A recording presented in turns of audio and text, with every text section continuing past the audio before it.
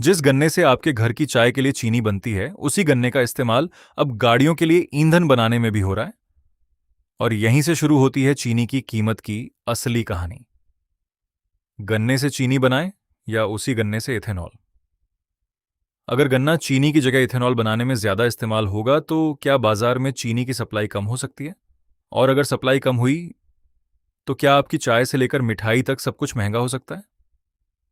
आज समझिए चीनी, गन्ने और इथेनॉल के बीच का पूरा खेल। भारत में गन्ना सिर्फ चीनी बनाने के काम नहीं आता। गन्ने के रस और उससे बनने वाले शीरे यानी मोलासेस से इथेनॉल भी बनाया जाता है। इथेनॉल का इस्तेमाल पेट्रोल में मिलाने के लिए किया जाता है। भारत का लक्ष्य पेट्रोल में इथेनॉल ब्लेंडिंग बढ़ाना है ताकि पेट्रोलियम आयात पर निर्भरता कम हो और घरेलू स्तर पर वैकल्पिक ईंधन का इस्तेमाल बढ़े। लेकिन यहां एक दिलचस्प सवाल पैदा होता है। एक ही गन्ने से अगर कभी चीनी बनानी है और कभी इथेनॉल, तो प्राथमिकता किसे मिलेगी?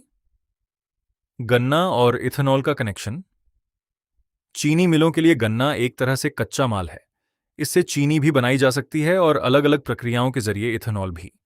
जब इथेनॉल की मांग और कीमत आकर्षक होती है तो मिलों के लिए गन्ने के कुछ हिस्से या उसके उपउत्पादों को इथेनॉल उत्पादन की तरफ ले जाना आर्थिक रूप से फायदेमंद हो सकता है। यानी मामला सिर्फ किसान या चीनी मिल का नहीं है। यह पूरा मामला चीनी की सप्लाई, इथेनॉल की मांग और सरकारी नीति से जुड़ा हुआ है।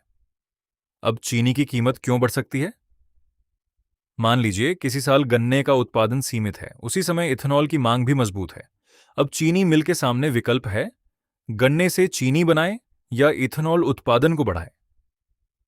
अगर चीनी उत्पादन के लिए उपलब्ध कच्चे माल पर दबाव आता है तो बाजार में चीनी की सप्लाई प्रभावित हो सकती है।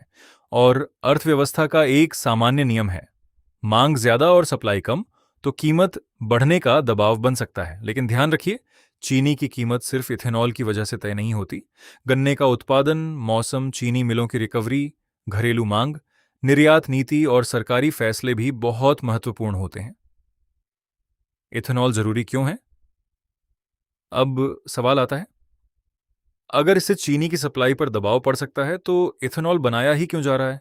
क्योंकि इथेनॉल को पेट्रोल में मिलाने से पेट्रोलियम ईंधन की खपत में कुछ हद तक वैकल्पिक घरेलू ईंधन का इस्तेमाल बढ़ाया जा सकता है। भारत पेट्रोल में इथेनॉल ब्लेंडिंग बढ़ाने की दिशा में आगे बढ़ रहा है। इससे गन्ना क्षेत्र के लिए एक अतिरिक्त बाजार भी बनता है। यानी किसान और चीनी मिलों के लिए सिर्फ चीनी पर निर्भर रहने के बजाय इथेनॉल भी एक महत्वपूर्ण आर्थिक विकल्प बन सकता है।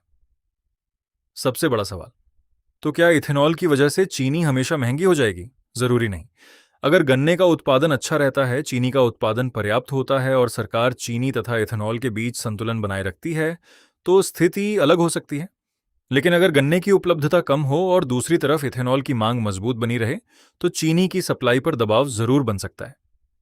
तो अगली बार जब आपको चीनी की कीमत बढ़ती दिखाई दे, तो सिर्फ किराने की दुकान को मत देखिए, उसके पीछे देखिए, गन्ने का उत्पादन कितना हुआ, चीनी मिलों ने कितना उत्पादन किया, इथेनॉल की मांग कितनी है और सरकार की नीति क्या कह रही है। क्योंकि आज गन्ना सिर्फ चीनी नहीं बना रहा, वही गन्ना भारत के ईंधन की कहानी में भी एक बड़ा किरदार बन चुका है। और यही है चीनी और इथेनॉल के बीच का असली खेल,